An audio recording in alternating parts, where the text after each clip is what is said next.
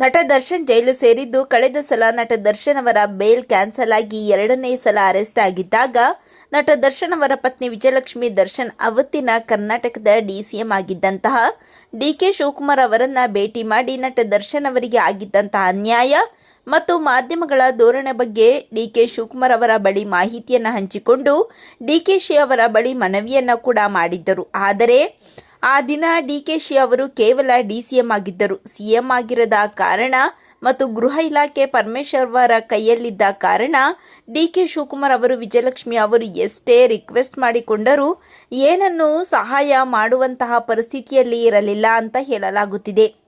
ಆದರೆ ಇದೀಗ ಡಿಕೆ ಶಿವಕುಮಾರ್ ಅವರು ಕರ್ನಾಟಕದ ಮುಂದಿನ ಮುಖ್ಯಮಂತ್ರಿ ಆಗಲಿದ್ದು ಅವತ್ತು ಸಹಾಯ ಮಾಡೋಕೆ ಆಗದಿದ್ದರೂ ಈಗ ಡಿಕೆ ಶಿವಕುಮಾರ್ ಅವರು ಖಂಡಿತವಾಗಿಯೂ ವಿಜಯಲಕ್ಷ್ಮಿ ದರ್ಶನ್ ಅವರಿಗೆ ಸಹಾಯವನ್ನ ಮಾಡಬಹುದು ಅಂತ ಹೇಳಲಾಗುತ್ತಿದೆ.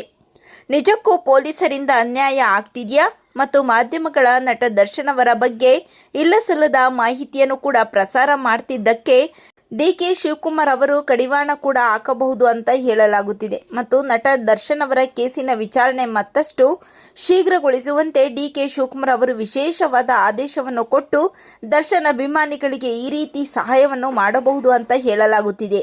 ಸೊ ಯಾರೆಲ್ಲ ನಟ ದರ್ಶನ್ ಅವರು ಆದಷ್ಟು ಬೇಗ ಈ ಒಂದು ಕೇಸ್ನಿಂದ ನಿರಪರಾಧಿ ಅಂತ ಸಾಬೀತಾಗಿ ಹೊರಬರಲಿ ಅನ್ನೋರು ಈ ವಿಡಿಯೋಗೊಂದು ಲೈಕ್ ಮಾಡಿ, ಹಾಗೇನೆ ಜೈ ಡಿ ಬಾಸ್ ಅಂತ ಕಾಮೆಂಟ್ ಮಾಡಿ ತಿಳಿಸಿ.